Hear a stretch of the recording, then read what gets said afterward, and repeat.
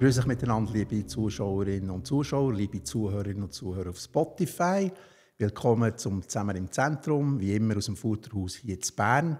Wir haben einen Basler zu Gast, nämlich der Schlagersänger Vincent Gross, oder wie sagt man genau eigentlich?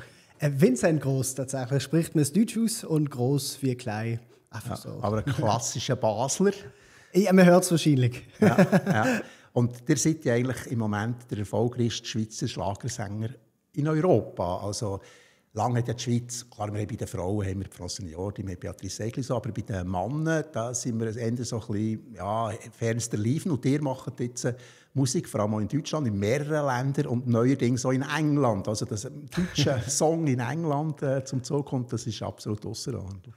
Das ist etwas, mit dem ich auch nie gerechnet habe. Also ich mache Schlager, wo auch immer es erwünscht ist, wo man Lust hat auf meine Konzerte. Und Sie haben es jetzt gerade angesprochen, jetzt vor 2-3 Wochen bin ich tatsächlich auf London bestellt worden von BBC Radio, dem grössten englischsprachigen Radiosender, weil die irgendwie auf meinen Song gekommen sind, der heisst «Drinking Wine, Feeling Fine», aber an sich eigentlich ein deutscher Schlager ist und die haben das so lustig gefunden. Und zwar mit einem älteren Semester singen die da zusammen? Genau, mit dem Olaf von ehemalig «The Flippers», also Olaf der Flipper, habe ich das als Duett gemacht. Ja. Und das Kleine, nicht kleine Eva. Kennt man genau, die rote Sonne Unsere von Generation Barbados. kennt das natürlich noch, oder? Weil nicht kleine Eva. Ja.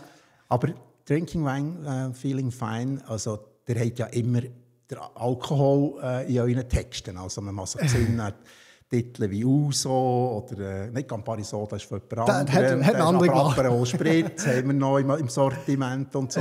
Warum immer wieder der Alkohol als Thema? Also der Alkohol steht überhaupt nicht im Vordergrund, sondern eigentlich in der Idee mit den Getränken.